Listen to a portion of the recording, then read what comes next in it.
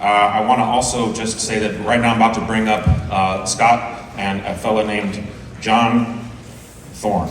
Now, John Thorne is a guy who was the editor for Wrapped in Plastic magazine. Now, I have here in my hand my first subscription form to Wrapped in Plastic magazine from, I think, 1995. I would have been 15 years old. And this was a big deal for me. My grandfather got it for me from Rosetta News in Carbondale, Illinois. And yes, how many people here remember Wrapped in Plastic magazine? Interesting. But it's an important thing. John's an important voice in the Twin Peaks fan community, an important writer. He has a new book about Mulholland Drive, and he's going to come up here with Scott and talk about it. I'm so honored and so pleased to have him here. Everybody, John Thorne and Scott Ryan.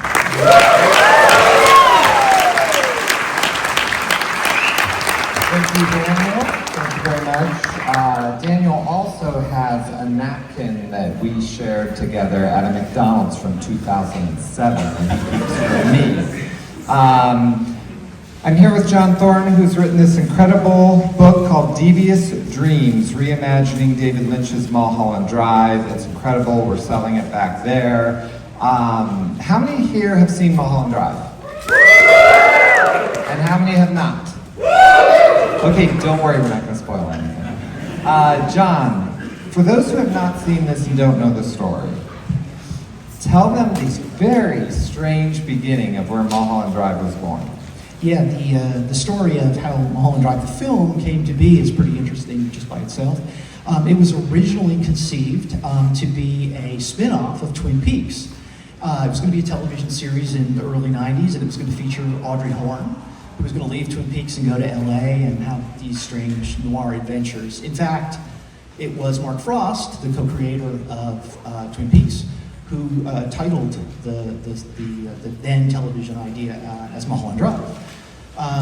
It didn't happen, of course, and it sort of languished for a while. I think David Lynch tried to resurrect it a couple of times, but then in the late 90s, Tony Krantz, who was the agent who basically helped get Twin Peaks off the ground, convinced Lynch to try again and make a pilot for ABC television.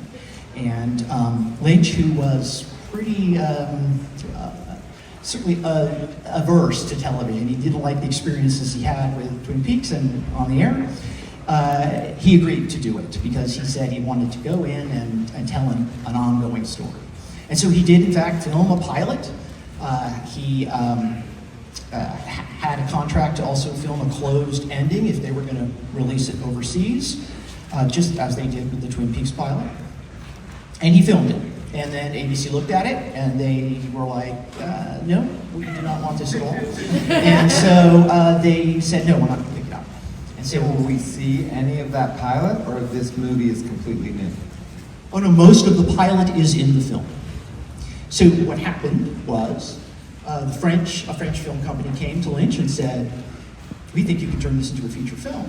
And Lynch was eager to try to do that. But the trouble he had was he wasn't sure how to take this very open story. The pilot goes in all kinds of directions, and then turn it into a closed film, despite the fact that he had filmed a closed ending was going to be for European release on video. And so he struggled for about a year, and then he, in fact, came up with what you're going to see tonight. I think one of the scenes that really stick with people, and again, don't worry, we're not spoiling anything, is Club Silencio. Do we love Club Silencio? Wouldn't it be something if sitting in this audience was one of the actors from Club Silencio? Any chance that's true? No. That's Richard Green. You will see him, and he's gonna scare you a little bit. He scares me. Tell us no, only in real life. Okay. He's a puppy dog in the film. Tell us a little bit about Club Silencio and where that plays with the original series and the new.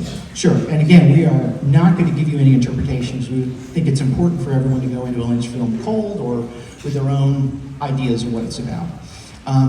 Club Silencio was a scene that was filmed originally for the closed ending that would have been part of the European release. That was not part of the pilot that he delivered to ABC, however. They hadn't seen any of that. So when he had the opportunity to come back and make a film, he incorporated the Club Silencio scenes, which, again, had been shot during the pilot time. And he was able to fit them into this film. And I will just say that Club Silencio, that whole sequence, is my all-time favorite David Lynch scene. It's just beautiful, from Richard's beginning through Rebecca's song. It's fantastic. Yeah, it really is incredible. The other thing that sticks out for me in this film is the performance of Naomi Watts. I think it's, possibly only bested by my sweet, sweet Cheryl Lee from Fire Walk with Me. But it's certainly up there as the great performances. What can you tell us about Naomi Watts in this? And did you speak with her? Yes, the interview that we had with Naomi Watts is in that book. We had it was probably my favorite interview. Naomi Watts was wonderful. And we were able to interview her just as the film was coming out, and she was only just beginning to realize what the film was going to do for her. And she was just great in terms of her own takes on the film, and she's offering her interpretations. Naomi Watts is incredible in this film. And if you haven't seen it before, and you're starting to wonder, why is Naomi Watts so incredible in this film while you're watching it? Just wait, because you're going to find out why she is so incredible in this film. And she said that, it was just an incredible opportunity for her to come back and film new material for this film. And it's the film that catapulted her. And what does David Lynch think of this film? Is there any possible David Lynch quotes that might possibly be in that book? There is. I'm prepared today.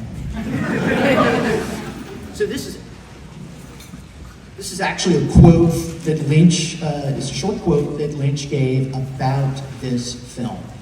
And so I'll just leave you with this as you start to watch it. I think a lot of time we rely on a film to explain itself completely. And so a part of us is not asleep exactly, but we are not heightened.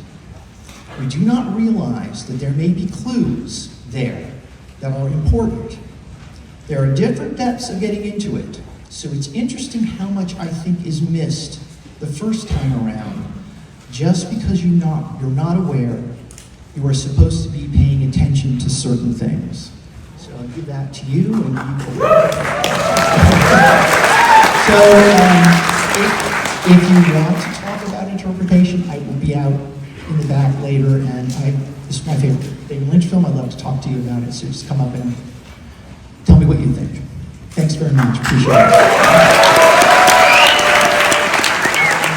And before we start, you're going to get to see a trailer from a movie that is playing on Wednesday, and it is called From the Head. It is from a strapping young director, Mr. George Griffith, that you might know from as Ray. Anyone know what he's called in Twin Peaks? The fucker Ray! And I love this movie. I love it, and I want it to be this full. So what, you've got a job? Quit it. It's your mom's birthday? Who cares? She's got one next year. Come watch this movie. It's like a classic 90s movie, and you will love it. George, is it good? It is really, really good. He would have lied. So you're going to get to see a trailer for it, and then it's Mulholland Drive. Enjoy.